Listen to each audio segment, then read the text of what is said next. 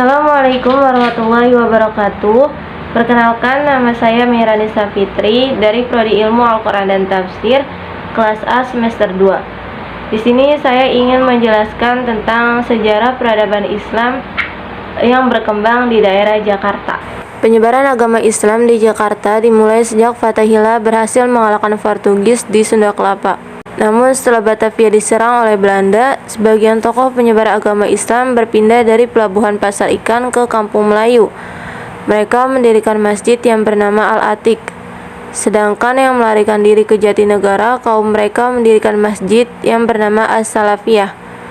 Para tokoh penyebar agama Islam di Jakarta, di samping melakukan syiar dakwah, mereka juga mendirikan masjid. Penyebaran agama Islam pada abad ke-17 sampai ke-19 ditandai dengan berdirinya beberapa masjid kuno. Masjid-masjid tersebut di samping sebagai tempat sholat juga dijadikan sebagai tempat dakwah guna untuk menyebarkan agama Islam. Yang pertama, ada awal penyebaran agama Islam di Jakarta. Mengenai awal penyebaran agama Islam di Jakarta, ada yang berpendapat bahwa masuknya agama Islam ke Jakarta pada abad ke-12. Hal itu ditandai dengan datangnya para pedagang muslim yang berasal dari Gujarat, Persia, dan semenanjung Arabia. Para pedagang tersebut menelusuri alur perdagangan sampai ke Cina. Namun menurut Ridwan Saidi, awal penyebaran agama Islam di Jakarta dapat diruntut dari berdirinya pesantren Quro di Karawang. Syekh Quro adalah Syekh Hasanuddin, seorang warga Kamboja. Ia datang ke Tanah Jawa untuk berdakwah. Ia mendaratkan kapalnya di Karawang dan membangun pesantren. Selama memimpin pesantren tersebut, ia mempunyai banyak santri. Salah satunya bernama Nyai Subang Larang yang kemudian dipersunting oleh Prabu Siliwangi. Di samping itu, Syekh Quro juga membangun masjid. Menurut Ridwan Saidi, semenjak Syekh Quro mendirikan pesantren, penyebaran Islam di kalangan penduduk mengalami perkembangan. Yang kedua, ada proses penyebaran agama Islam di Jakarta. Pada masa-masa penyampaian agama Islam ke wilayah Jakarta, tidak semata berjalan mulus, namun mengalami proses kesulitan, rintangan, dan juga hambatan.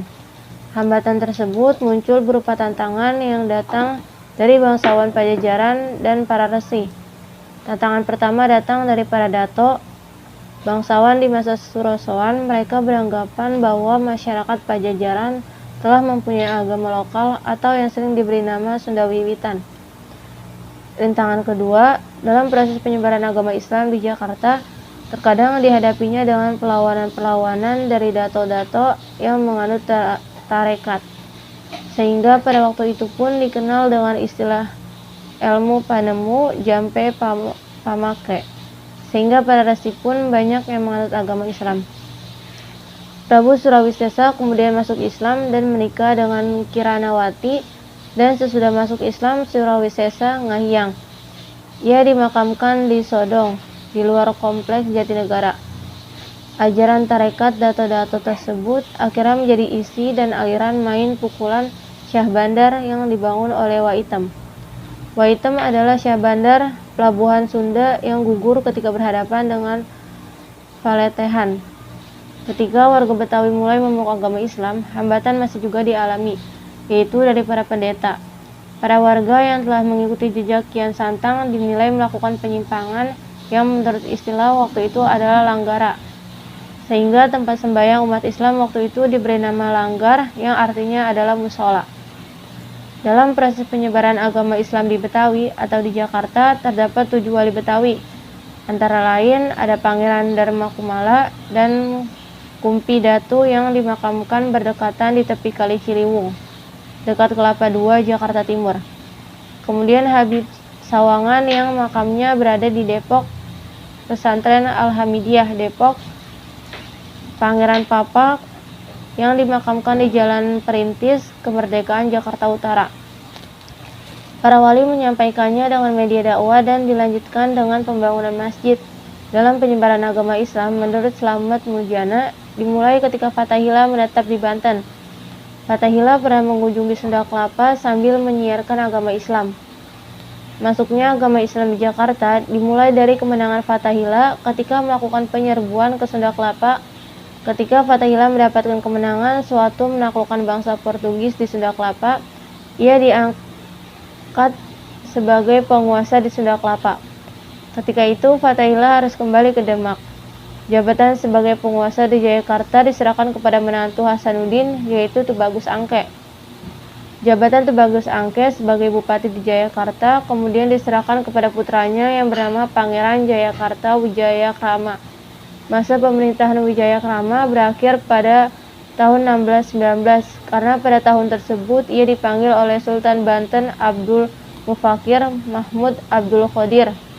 Ketika Jayakarta di bawah penguasa Bupati Jayakarta Wijayakrama. Jayakarta telah memeluk agama Islam. Hal ini diperkirakan karena ia adalah cucu Sultan Hasanuddin yang telah memeluk agama Islam, sehingga secara tidak langsung putra Ratu Winaon tersebut otomatis telah masuk Islam. Selama menjabat sebagai penguasa di Jayakarta, Pangeran Jayakarta pun memiliki pola kota seperti kota Islam lainnya di Jawa. Untuk kegiatan keagamaan, masjid berada di tengah kota dan dijadikan tempat syiar agama Islam. Di saat Pangeran Jayakarta meninggal dunia, Jayakarta jatuh ke tangan Volk dan sebagian tokoh penyebar agama Islam pun berpindah dari pelabuhan Pasar Ikan ke Kampung Melayu.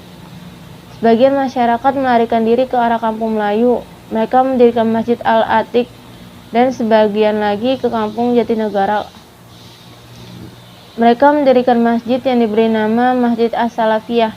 Nama Jatinegara kaum tersebut diambil karena daerah tersebut dihuni oleh para kaum, yaitu sebutan untuk penghulu agama. Namun ada sebuah pendapat yang mengatakan bahwa Masjid As-Salafiyah didirikan oleh Pangeran Jakarta, yaitu anak dari Pangeran Jayakarta Wijayakrama. Kedatangan Pangeran Jakarta ke Jatinegara kaum tersebut akibat kekalahan yang diderita ketika menghadapi Belanda.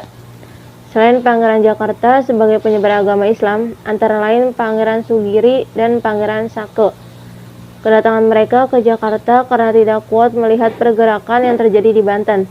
Tokoh ulama di DKI Jakarta yang hidup pada abad ke-17, antara lain Datu Wan dan Datu Maktum, mereka diduga merupakan pendiri Masjid Sunda Kelapa yang pindah ke Melayu.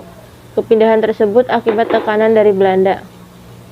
Jadi kesimpulannya, penyebaran agama Islam di daerah Jakarta itu dimulai sejak Fathahillah berhasil mengalahkan Portugis di Sunda Kelapa pada abad ke-17 sampai dengan 19 yang ditandai dengan berdirinya beberapa masjid kuno.